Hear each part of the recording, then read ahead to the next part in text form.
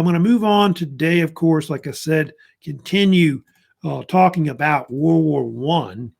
I think we were, from the last lecture, I believe I was up to talking about, I think we were talking about the beginning of the war, and I kind of went into all the different fronts in World War One, and I think I even mentioned about the different nicknames of War One soldiers and all that. And I think I may have talked a little bit about the different weapons they used in World War One, stuff like that.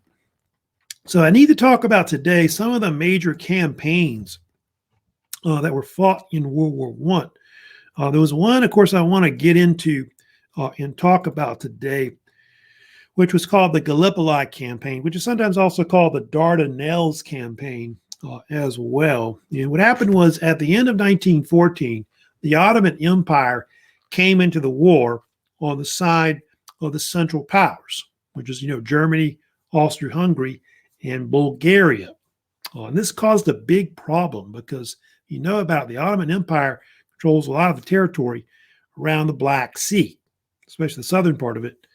And so that really cut off a lot of supplies and military aid that could have gone to Russia to help them fight the Central Powers, Eastern Europe. And so Britain came up with this idea eventually in 1915 to try and see if they could invade the Ottoman Empire and knock them out of the war, maybe occupy Istanbul. And believe it or not, it was actually the idea of Winston Churchill, who wasn't prime minister at the time. He was actually I think he was the first Lord of the Admiralty that dealt with the British Navy and the British government. And so he was one of the guys that came up with it, where what they ought to do is they ought to bring in naval and military forces, kind of like Crimea, I guess, the Crimean Peninsula, and try to take what is called the Gallipoli Peninsula. So I'm going to get into, so it caused the so-called Gallipoli Campaign to occur it was really the most famous event that happened probably in 1950 in World War One. And so the military plan was to seize control of this peninsula that's called the Gallipoli Peninsula and march up it, and then seize Istanbul, which was their main capital, I guess, at the time in the Ottoman Empire, and try to knock the Turks out of the war. And then from there, they would be able to basically, supply the Russians and free up the Black Sea and maybe alter the war in the East. Because at the time, the Russians weren't doing well, by the way, in the war against the Central Powers. There's kind of a map of Europe at the time, but basically, the Gallipoli Campaign happened down here, in the western part of the Ottoman Empire. And show a better map here. It's an area called the Dardanelles Strait, which is right here. It's between northwestern Turkey and the Greek side of what is, I guess, the European side, which is over here. It actually used to be part of all Greece, I think, a long time ago. And that's a little peninsula coming down, which you can see right here. And so they wanted to bring up these forces here, take that strait, and then, of course, the peninsula, march up here and take Istanbul, which the British, I think, still called it Constantinople, the old name for Istanbul. And you can see they could then supply the Russians through the Black Sea. That's pretty much what the whole plan of it was. If you know about it, didn't work out like they thought it would and all that, but they tried to use naval forces. I think they brought naval forces up through the Dardanelles Strait, but the Turks had mined the whole thing. They put mines in the water in the Dardanelles Strait. So some of their ships got sunk trying to get up it. And then they tried to bring in land forces under Sir Ian Hamilton, who was the top general that commanded the Allied forces at Gallipoli. He was a British general, later fought in Europe. And he was backed by French forces. And then also the Anzacs got involved in this campaign. It's really one of the most famous campaigns that the Australian and New Zealanders fought in World War One. They were part of a Army Corps that was called the Anzacs, which stood for Australian New Zealander Army Corps. And a lot of them volunteered to fight in the war. And they, of course, I think they ended up coming to the Mediterranean Sea region. A lot of them did a lot of training in Egypt, where they were sent to, of course, the Dardanelles area, and they were involved in a lot of fierce fighting. The Anzacs, Battle of Anzac Bay, of course, well known. Battle of Gallipoli, April of 1915, and they suffered a lot of casualties. In fact, the Allies at Gallipoli, they could only penetrate part of the peninsula, form like beachheads, and they weren't able to push inland to take the peninsula northward. And so the whole thing became like a fiasco, the Gallipoli campaign. And the Allies ended up suffering something like 250,000 men were killed and wounded in the battle. The Anzacs, by the way, suffered a good bit, like such a small force of, I think it was like 60,000, 70,000 men that were involved at Gallipoli. About 30-something thousand were actually killed and wounded. That's a lot. That's like more than half their force suffered casualties at Gallipoli. And today in Australia, in New Zealand, they have what they call Anzac Day, which happens, I want to say, I think it's celebrated every April 25th, I believe is the date of it. But the Turks, now talk about the Turks a little bit, kind of mention about them real quick here, but the Turks, they were actually pretty successful. They ended up winning, the Gallipoli campaign. It's really their best victory of the whole war on their side. And the Turks were backed by the Germans. The Germans brought in this general to help out the Turks named Lyman von Sanders. He brought in modernized equipment, artillery, machine guns, etc. And it kind of played a vital role in why the Ottoman Empire was successful against the Allies. And it was actually a general on the Turkish side named Mustafa Kemal. He was their best general.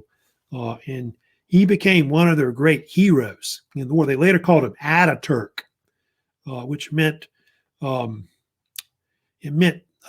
of Turkey. And he would end up, after the war, helping to, create the actual Republic of Turkey, which would break away after the Ottoman Empire broke up. So it's kind of like a side story, whatever, but footnote in history. But that was something that kind of came out of because of his heroics in the Gallipoli campaign. So it was a real defeat of the Allies. They didn't do so well.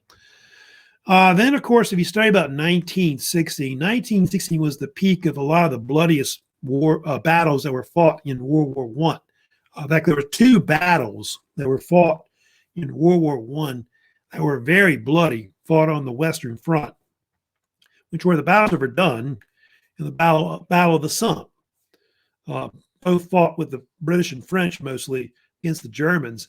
They think the casualty rates for both sides were somewhere between 1 to 2 million that were killed and wounded. It was one of the bloodiest periods of conflict during the war itself.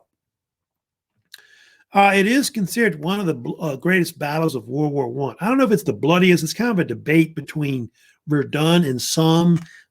Both are pretty bloody. I think it's anywhere from 700,000-800,000 were killed and wounded, up to 1.2 million. It depends on your statistics that you look at. But Verdun was the greatest battle of World War I. It was the longest battle, the war, which I think lasted something like 10 months. And it took place kind of in the northeastern part of France, in a heavily fortified region of France that's around what they call the Meuse River. And anyway, it started in February of 21st. It was started by the Germans, who started this massive offensive against the French. And it would last until December 18, 1916. So it lasted 10 months. It's not the longest, I don't think it's the longest battle in history, but it's considered one of the longest I know in modern times. And the guy that commanded on the German side, his name was Erich Falkenhayn. And Falkenhayn,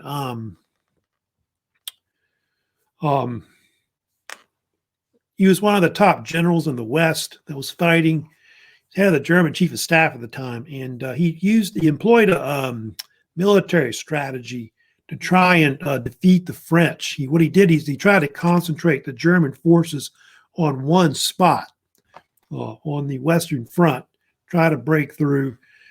And what he tried to do, he tried to fight a war of attrition where he was going to try to kill more French than Germans. And then he thought that if he could create this war of attrition where he killed more French than Germans, like I want to say, was it 2-1 or 3-1 odds? I think what it was. I forgot what it was he was trying to do.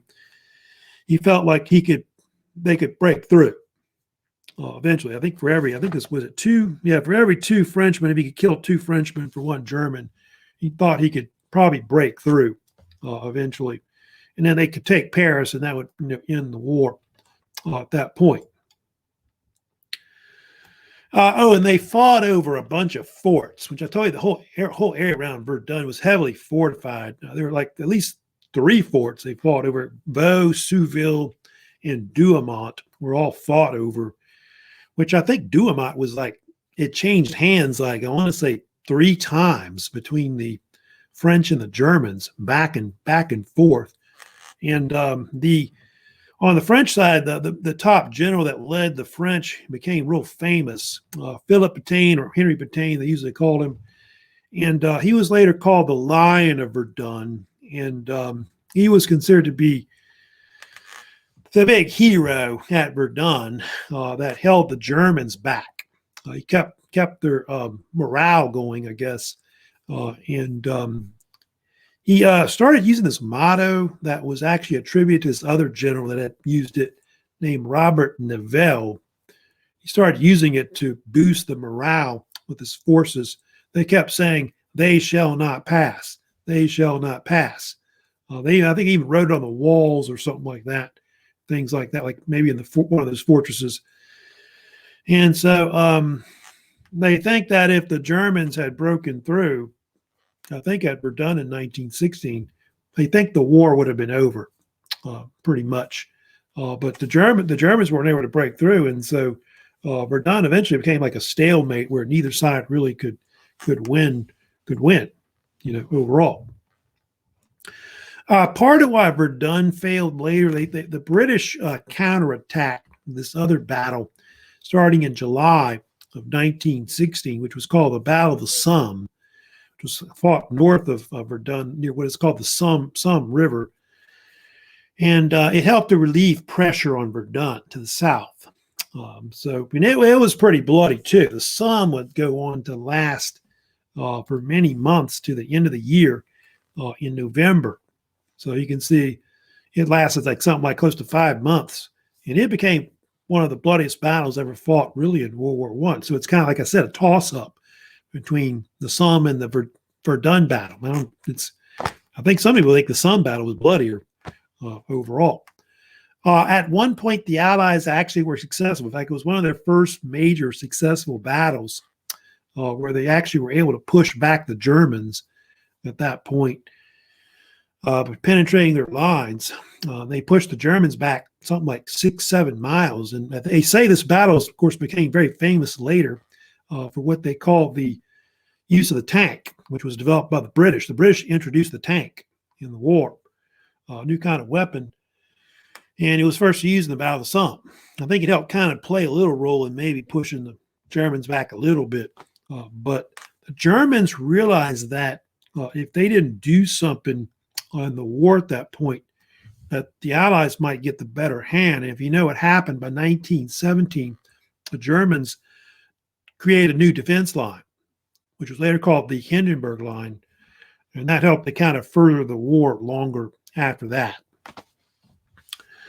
So anyway, that's kind of what happened, with 1916. So 1916 was pretty much still a stalemate, going into the war on the Western Front. Now, of course, I need to go ahead and move on. Of course, they didn't make it, I guess, some of these German that died. But of course, I need to get into and talk about what happened, of course, with Russia. Russia would later drop out of World War I. Of course, later, it ends up happening. They sue for peace separately with the Germans, so-called Brest-Litovsk Treaty, which was later signed in March of 1918, which you see on the bottom there, Brest-Litovsk Treaty. And so Russia would later drop out, which a lot of the reasons why Russia dropped out was because of the Russian Revolution, which occurred in 1917. It was caused by a lot of different internal conflicts. Also, the fact that the war wasn't going good for the Russians. In fact, the Russians did horrible in World War I. They suffered a lot of defeats. They were blockaded. They couldn't get supplies in, like through the Black Sea, etc. So also there was a lack of reforms because, Russia at the time, the empire, was still kind of considered this absolutist state ruled by the autocratic Romanov dynasty, which, is still reigned by Nicholas II, which we've talked about before. He and his wife pretty much reigned with an iron fist. And Russia, of course, during the war, suffered a lot of casualties. I think something like 3 million men were killed in the war. Another 3 million were captured. The rest were all, of course, wounded. They had like a lot of men wounded, of course. So 9 million casualties. That's a lot of casualties that they took in the war over like a 4-year period. So they weren't doing good. I told you also that Russia was blockaded, of course, in the Black Sea due to the Ottoman Empire, which was in the Central Powers. So they couldn't get supplies and food in. That created food shortages, which created a lot of problems in the country. Also, another thing, of course, you start seeing later is socialists, want to take over the country, which they eventually do. And that's, of course, ripe for revolution, and all that, which Russia actually goes through 2 revolutions in 1917 that they actually have. And so that's what the Russian Revolution was. It was actually 2 revolutions. There was one called the February Revolution, and there's another one called the October Revolution, which you probably heard of as well. And the February Revolution took place in February of 1917, which I think in Europe it was March because of the Julian calendar was still being used in Russia. And what happened was in Petrograd, which is what the Russians called St. Petersburg during the war, overthrew the monarchy of Nicholas II. Nicholas II actually was at the front fighting the war, trying to lead the Russian forces because the armies had done so poorly in the war. He left his wife in control. You know about this Empress Alexandra. And I don't know if you have heard of Rasputin. He, of course, was very famous. Grigory Rasputin was a famous advisor to the Romanovs family. He was this some kind of religious preacher. He was kind of like an Orthodox monk, but he wasn't really a part of the church. And sometimes they call him the Mad Monk or different names like that. But he was very charismatic, and he had a lot of influence, of course, on the Romanov family. And so they think he played a role in leading to the decline of the Romanovs. And if you know what happened I think it's in December of 1916, he was actually murdered by some of the nobility in Russia. And for some reason, they couldn't kill him. I don't know what it was exactly, but I think they tried to poison him or something like that. Realized that didn't work, so they beat him up and shot him. That didn't work, and then they threw him in the Neva River, where I think he just died. I think he just drowned. Is what happened to him. But Rasputin, he was I guess the precursor to the downfall, of the Romanovs. By the way, talking about the war, you can see here the Central Powers in the Eastern Front drove back the Russians into the Ukraine. So they took control of Poland, the Ukraine. At one point, actually, the Germans and the Central Powers were able to take control also of Finland up here, which allowed Finland to later separate from Russia to become a new country later, which it would. So I think I told you that the Central Powers at one point marched all the way to the Black Sea. That's how far they got, which Hitler later did that too in World War II. Now, what happened was, so the Romanov regime, like I said, went out of power. So the Tsar was forced to abdicate at that point. And so he went out of power. What happened after that was that Russia then had this new government that was put in power. It was like a parliamentarian government. They call it different names, but usually it was called the Russian Provisional Government, as they called it. And it was a type of parliamentarian type government that ran the state throughout pretty much from the spring to like the early winter of 1917. And eventually it was led by this guy named Alexander Kerensky, who became like their prime minister, who was actually a moderate socialist, which is true about that.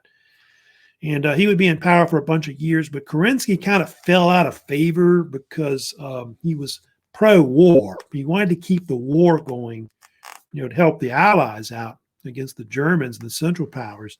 And that angered a lot of people in the country, like the socialists, etc., that wanted to end the war. A lot of the Marxists thought that the World War I was kind of this capitalist war, and they wanted to get out of it and all that. And so while that's all going on, this guy named Vladimir Lenin shows up, you know about it, who returns from exile in Europe. He'd been like in a bunch of countries, Lenin at that point. They believe the Germans helped Lenin get back in the country, which is true about that. He was later allowed to return, I think around April of 1917, and supposedly the Germans put him in a sealed boxcar and said basically don't open it until he gets there. So I don't know if there was some kind of conspiracy between the Germans and Lenin to help overthrow, Russia. I don't know if that's true or not, but some people think about that sometimes conspiracy-wise, But Lenin, of course, was like I said, a Marxist. He was a revolutionary, by the way, socialist or communist, of course, and he would be eventually the leader of what they call the Bolsheviks in Russia. The Bolsheviks were basically these revolutionary Marxists that were left-wing. They were far left, basically. They later called themselves the Communist Party of the Soviet Union. That would be like I think the full name they call it. So they later adopted the term communist to describe themselves, which the term communist is an old term for people that were like Marxists that wanted like revolutionary type socialism. The term communist is a term that went back to the 1800s that Karl Marx used originally. So that they started using that name instead.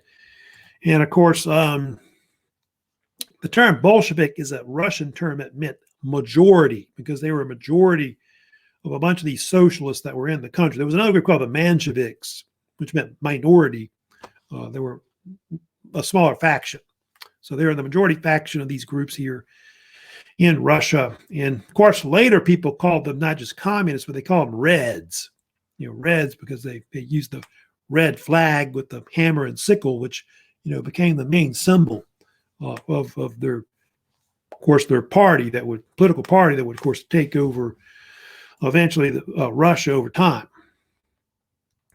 What happened eventually? They have what they call the October Revolution, which occurred really in November. That's when it was. But they eventually overthrew Kerensky's government in what is St. Petersburg, Petrograd. They actually stormed what is called the Winter Palace, which I've talked about before. And the Winter Palace was like the headquarters of where basically Kerensky's government was. And they easily took it. Kerensky fled actually the state. He actually fled Russia.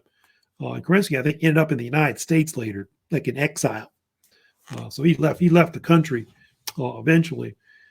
The October Revolution, they always use that term because I don't know if you know it, but in Russia, they had the old Julian calendar. They weren't using the Gregorian calendar. And the actual date they had it on was October 25th. But in the rest of Europe, it actually occurred on November 7th. It was really a coup. That's what it was. And so the Bolsheviks overthrew the government, seized power, took over all the main buildings and everything, and started taking over the state after that. However, when Lenin took over and the Bolsheviks, if you know what happened in Russia, it caused a huge civil war, which would last about 3 years, which would result in, I forget how many killed, but it led to several million Russians dying in the war. And it split Russia into at least two major factions that were opposed to each other that wanted to control Russia. You had those that were called the Red Russians. You had those that were called White Russians. Now, I'm sure you know the difference between the two. Red Russian was obviously a communist, like the so-called Bolsheviks, the name they originally called. And they were backed by the Red Army. That became, of course, the nickname for the Russian military in the Soviet Union later that they'll have. And it was actually originally led by the communist Leon Trotsky. He was a fellow Bolshevik under Vladimir Lenin. And he's one that actually helped found the actual Red Army, which would be later the Army of the Soviet Union that you'll have. And then on the other side, you got the White Russians or the Whites. And they were basically a combination of a bunch of people that were anti-communist, like they didn't want communist, socialists taking over the country. They also were pro-Romanov. They wanted to basically put the Romanovs back in power. However, by 1918, you know what happened. Lenin and the Bolsheviks assassinated and they killed Nicholas II and his whole family. They were all murdered. You know about that. Killed them all. I think there's a legend that one of the daughters, Anastasia, lived or something like that. You may have heard that story about that. That's not true. They later found the bodies in the 1990s because there was later a woman that said that she was her. She was an imposter, believe it or not. Also, the White Russians were backed by a lot of the powers in Europe, United States, and I think Japan. They even sent forces into Russia to try to help out the White Russians, but they ended up losing. That's why the Russians later don't trust us, because we tried to overthrow them and all that, the commies. So, but yeah, the communist side, eventually the red side won the Russian Civil War. And of course, one of the things that result from the actual war, if you know about it, is the Union of Soviet Socialist Republics formed. The USSR, the Soviet Union, was created in 1922. It would last till 1991, about 70 years. And so USSR, Soviet Union, as you know, is considered to be the first major socialist country or nation that forms in the world. But a lot of it was totalitarian, if you know about that. I'll get into today. I'll go ahead and talk about that today because we'll need to know about it later, about the communists. But it was later a totalitarian state ruled by these communist dictators like Lenin and Stalin.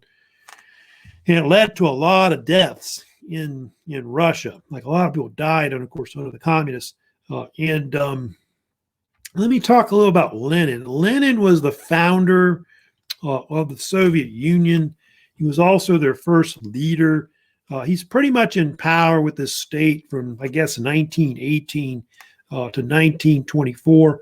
But Lenin suffered a bunch of strokes and eventually led to him being basically a vegetable and eventually died.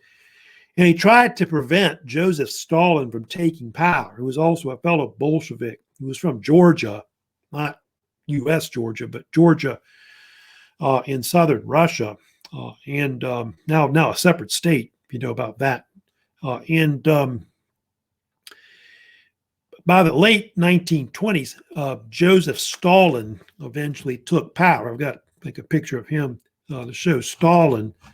Stalin later go on to be, of course, a totalitarian dictator who would reign over Russia, the Soviet Union, and all that for close to about 30 years that he was in power. He was in power a very long time. Stalin, he's the longest reigning ruler of the Soviet Union. So that's almost, getting close to almost half the time that Russia was in power, more or less. And Stalin had his own brand of communism, that they called it, which was called Marxism, Leninism, Stalinism. So he took a lot of the ideas of Marx and Lenin, and his idea was different. Stalin wanted to create the idea of communism in one country, like one state. So that's kind of what he tried to do, to kind of basically make all the Soviet Union communist. rather than the idea, which a lot of Marxist, Leninists, and Trotskyites, wanted to do, which was spread the revolution to the whole world. In fact, I think it was Leon Trotsky that said that the only way that socialism would really be able to work long term was if the whole world is socialist. Because if you got a bunch of capitalist countries around, it's going to eventually kill them, which is true, which is what happened at the end of the Cold War. And so Stalin was kind of worried about all these people that were against, communism, and so on. And so if what happened starting in the 1930s, he started his so-called Great Purge that started going with the purges within the Soviet Union. And that was where basically they started arresting anybody that was seen as a threat to the Soviet Union, like the communist state that they were trying to create. And so a lot of people were arrested. They were put on trial. They had all these show trials that they had like in the late 1930s, where a lot of the old Bolsheviks that had been original with like Lenin and Trotsky and all that were actually either imprisoned or killed by Stalin. Trotsky was sent into exile. And in Mexico, he sent some assassin over there to kill him, and he did. Killed him with an ice pick, or actually some kind of ice pickaxe or some kind of weird thing. So yeah, they began trying to eliminate people that were enemies of the state in the Communist Party, in the Soviet military. They tried to eliminate peasants. They were a threat to the state. And also anybody like in the middle class, like they consider what they call bourgeoisie, they tried to eliminate, which is true. And they don't know how many people Stalin killed. They've got all kinds of numbers on that, about how many people may have died under Stalin, because people died in different ways. They do think that Stalin may have had at one point 1 to 2 million people shot, like in the 1930s, they think. And then those that they didn't shoot, they either imprisoned or they sent to what they call the Gulag system throughout the Soviet Union. So they think started under Lenin. And the Gulag system was it was a network of forced labor camps that were set up throughout all of the Soviet Union, from like Western Russia to Siberia. And a lot of it was not uncovered until like the 1950s and 60s. Most people did not know about it. There was a man you may have heard of named Alexander Solzhenitsyn, who actually had been in the Gulag, eventually was released. And he later wrote some books about it. The Gulag Archipelago, you may have heard of that book, or One Life in the Day of, what's that guy's name? Ivan Denisovich, I think it was the name of the book, which became a bestseller. And so a lot of that was uncovered. Some of these Gulag camps were pretty awful, where a lot of people died. There was one, Kolyma, which was up in the eastern part of Siberia, along the Kolyma River, where they mostly mined. They had like gold mines. A lot of it was up in the Arctic region, like, very, very cold temperature, like minus 30, minus 40 degrees. And so a lot of people that went up there died, that didn't make it back. Now, come on in. Now, yeah, they think Stalin, it's kind of estimated, but they think he killed anywhere from 20 to 30 million people may have died under the Soviet regime, which is a lot. Although I think under Mao Zedong, it was even more, like 40 million that may have died. A lot of that may have been from like mass starvation, which I'll talk about, which was kind of a problem they had as well in the Soviet Union. And one of the things that Stalin did, which was famous when he was ruler of the Soviet Union, he created this huge program to try to industrialize the Soviet Union, because he believed that the Soviet Union was behind all these other countries in the world, like Europe and I guess America, etc. And so he wanted, the Soviet Union to catch up. And so he started all these so-called 5-year plans to try to accelerate industrial output.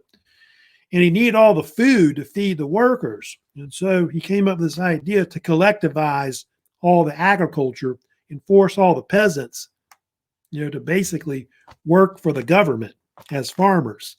So they collectivized everybody.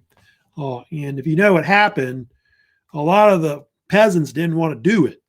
I don't want to be collectivized because I think at that point Russia was trying to convert to like capitalist style farming, and all of that. And so there was one group that was called the Kulaks, you may have heard of. These were these kind of wealthy, somewhat peasants that had like a lot of land and they had people working for them. And so they basically seized all their land, all their crops, and all that, and all their cattle and all that. And some that didn't want to go along with the collectivization, I think there were cases where they burned their crops and they killed their cattle before the Stalin could get it. And a lot of them, if they weren't shot or killed, they were sent to the Gulag, all over Russia and Siberia, sent to the east. A lot of them were. And it created mass starvation, like in the Soviet Union. And the worst place it occurred was in Ukraine, like in the western part of the Soviet Union. And Ukraine, they had like this man-made starvation of famine that occurred where the people had no food because the Soviet government came in. They seized all their food, to basically take it to the rest of the Soviet Union. And so they had no food. They all starved to death. And so they think anywhere from 5 to 10 million people may have died in the Ukraine. This happened like in the 1930s. And it was later called in the Ukraine the Holodomar, of course. And that's part of why the Ukraine doesn't like Russia today. Like a lot of Ukrainians hate the Russians because they still blame them for what happened under Stalin, a long time ago, and all that. Stalin later is kind of rehabilitated. I don't know if you know this or not, but what ends up happening is World War II breaks out later. And so he's fighting against this worser guy named Hitler, And so Stalin kind of becomes this hero, in the war that leads the Soviet Union to victory in what they call the Great Patriotic War, World War II. And so Stalin's kind of rehabilitated. And a lot of his things that happened under him, all these people that died, in the Gulag, all that stuff doesn't really come out until really after he's dead, like in 1953 and all that. And he's also influential in helping to start the Cold War and all that. So I'm thinking, what did they call him in America? They called him Papa Stalin or something. I think they called him all kinds of names, I think, or something like that. Now, the Russians, like I said, dropped out of World War I by 1918. In fact, the Russians signed what is called the Brest-Litovsk Treaty, signed on March 3rd. And the Russians actually gave a lot of territory. They gave up like Poland, the Ukraine. They gave up like Finland to the Germans and the Central Powers. And so they were knocked out of the war. But what happened was the United States, that's the thing I'm going to, of course, get into next that occurs. The United States enters World War I, which a lot of people think that the U.S., there's Holodomar right there, the U.S. basically is going to, get into the war, and that's really going to cause the war to really change. Let me go ahead and review a little bit before I move on. I might have a few minutes to kind of talk about maybe what happens with the Americans coming into the war. But let me go ahead and review real quick here. World War I so far, what we've done so far. What was the nickname of World War I that took place between 1914 and 1918? It was called the Great War. And of course, World War I is also called the First World War. What are some causes of it? They believe World War I was caused by the rivalries between the European powers. The rise of Germany was another one when they unified, 1871. Also, I told you about the rise of nationalism. New imperialism was another cause. I talked about militarism, the arms races that were between the different powers before the war, and also the different rival alliance systems that formed as well. Who are the main alliances that opposed each other leading into the war? You had one side, you had the Triple Entente, which had France, Russia, and Britain. You had the Triple Alliance, which had, of course, Germany, Austria-Hungary, and Italy. When the war broke out, the Triple Entente became the Allied powers. which would, of course, include Britain, France, Russia, later Italy, United States. Of course, the other side became the Central Powers. Central Powers later ended up being Germany, Austria-Hungary, Ottoman Empire, which would join later, and then, of course, Bulgaria, which is not important as much. What was the immediate cause of World War I breaking out? Obviously, the Archduke being assassinated, Franz Ferdinand. Where and when did the assassination took place? It took place in Sarajevo, Bosnia, and of course on the date of June 28th, 1914. It says, what Serbian group and army officer was behind it? It was called the Black Hand, which was a terrorist organization based in Belgrade, Serbia. It was led by this guy named Dragutin Dimitrijevic, who was in the Serbian military. Who was the main assassin that shot the Archduke and also his wife? Gavrilo Princip. He was like only 19. Why was the area in Bosnia a powder keg? It was a powder keg because you had all these Slavic peoples that lived in the Balkans region that wanted to form their own separate nation state, which would later be called Yugoslavia. They thought killing the Archduke would lead to it, which it actually did. What events occurs on July 28, 1914, that is the beginning of World War I? Austria-Hungary declared war on Serbia, and they think that's when the war breaks out. What was the Schlieffen Plan? Why did the Germans develop it? The Schlieffen Plan was a German military plan to prevent a two-front war against the Triple Entente. It was developed by Alfred von Schlieffen, 1905. They were trying to prevent the war by trying to defeat the French first, who they thought were the better military. And after they defeated the French in basically 6 weeks, they were going to try to defeat the Russians later, like in a second phase. So defeat one and then the other. In what battle did the French and British force hold back the Germans, preventing them from taking Paris in September 1914? That was the first Battle of the Marne, or Battle of the Marne, which they think forms the Western Front. The Western Front was the most famous front in World War I. It was the bloodiest. It was fought in northern Germany and part of Belgium between Germany versus the Allied powers, mostly the French, British, and the Americans later. What other fronts were fought in World War I? They had the Eastern Front. That was where basically the Russians fought the Central Powers, which they eventually lost, the Russians. Also, they had the Italian campaign. They had the Balkans campaign. They had as well. Italy fought Austria-Hungary, and then the Balkans one was Serbia versus Austria-Hungary. They had the African front as well. German and the French fighting the Germans. And then they have also the Middle Eastern front, where the British and the Arabs, of course, fought the Ottoman Empire. What was the Gallipoli Campaign? Who was involved? Gallipoli Campaign was a British idea to seize the Gallipoli Peninsula and knock the Ottoman Empire out of the war. And, of course, it involved the British, the French, and the Anzacs, who were from Australia and New Zealand. The main goal of the campaign was to free up the Black Sea so they could supply Russia, who was blockaded by the Turks. What ally of the British suffered horrendous casualties, like almost half their force or more got killed or wounded fighting on the Gallipoli Peninsula? That was the Anzacs. What was the greatest and bloodiest battle of World War I? It's kind of debated, but the Battle of Verdun is considered one of the bloodiest battles fought in the war. It was 10 months long. It's the longest battle of the whole war. What famous quote or motto is sometimes associated with the Battle of Verdun? They shall not pass, which was sometimes attributed to Henry Pétain, but it's not. What caused revolutions to break out in Russia, leading to the fall of the Romanov dynasty? That's kind of debated, but it was caused by multiple issues. One was the fact that the Russians got beat badly by the Central Powers in the war. They suffered 9 million casualties.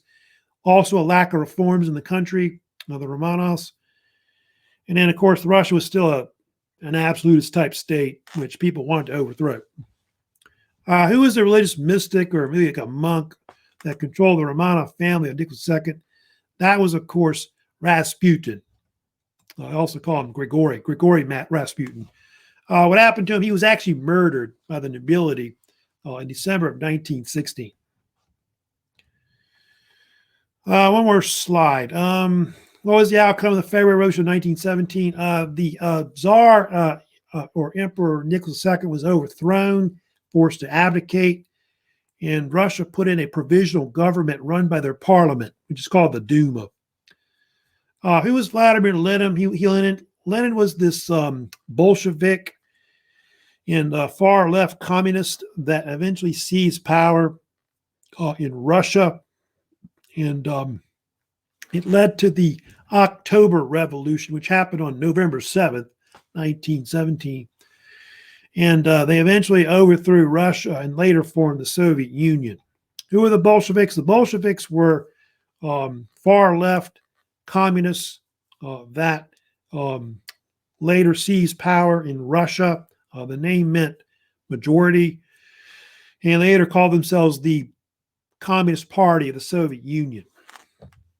What states eventually formed out of Russia and its surrounding states? Soviet Union or USSR. What was the Russian Civil War? What two sides were involved?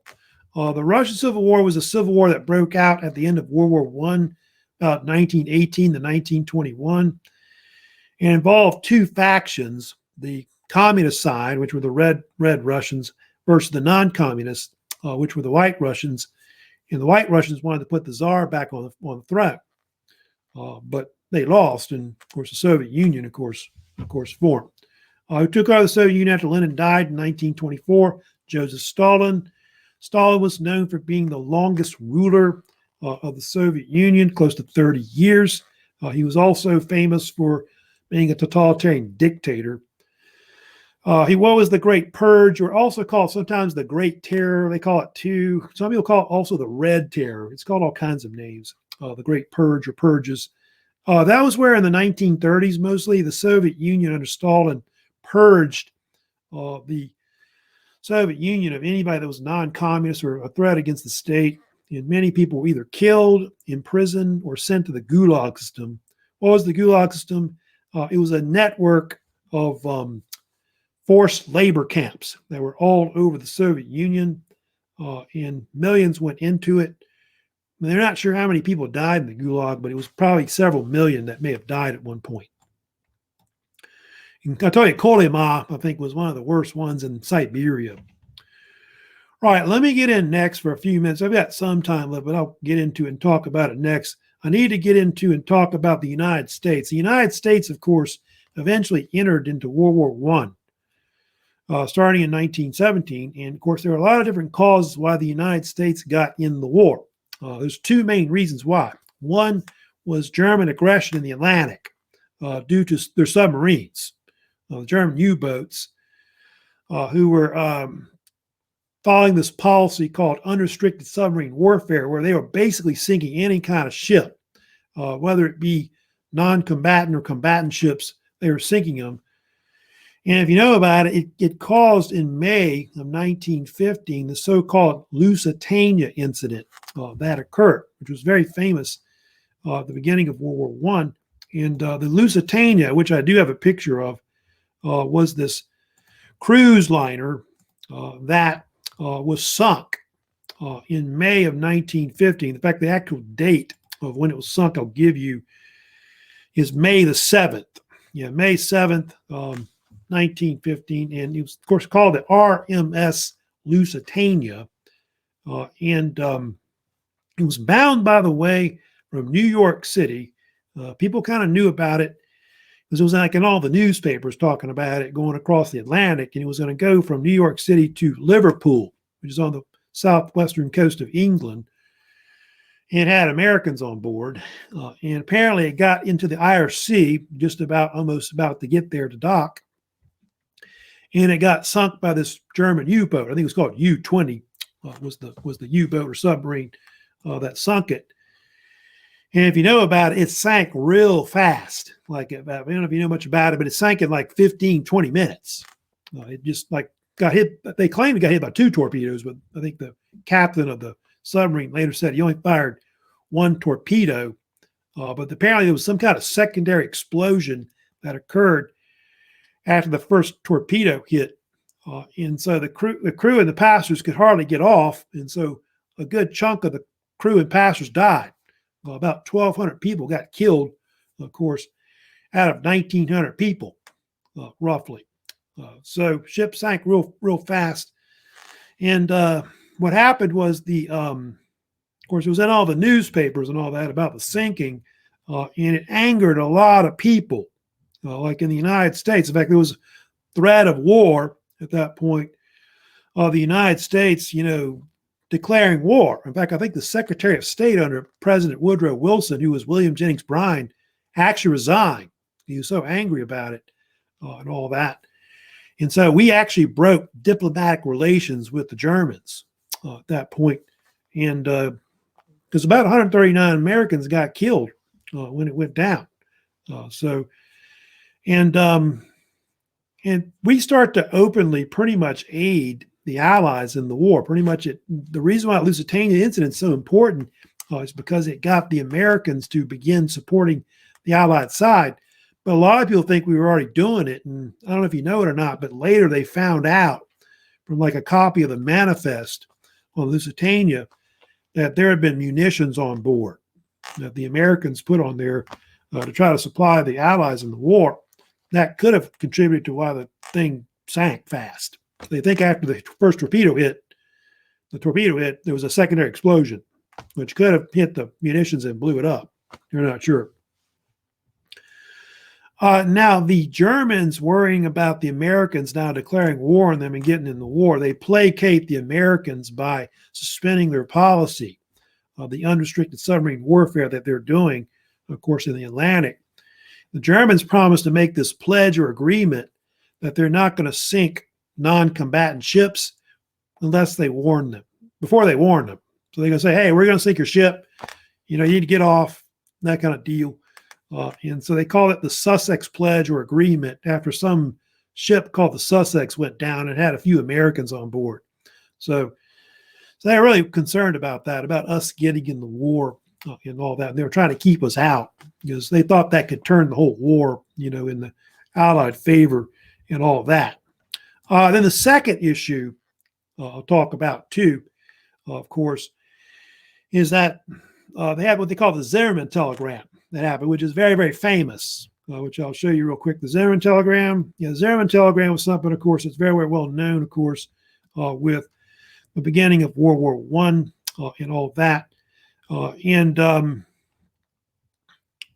Zimmerman telegram was this deal where apparently at the beginning of 1917, the Foreign Secretary of Germany, his name was Arthur Zimmerman, he sent a telegram to Mexico, which was being sent to some of his ministers there.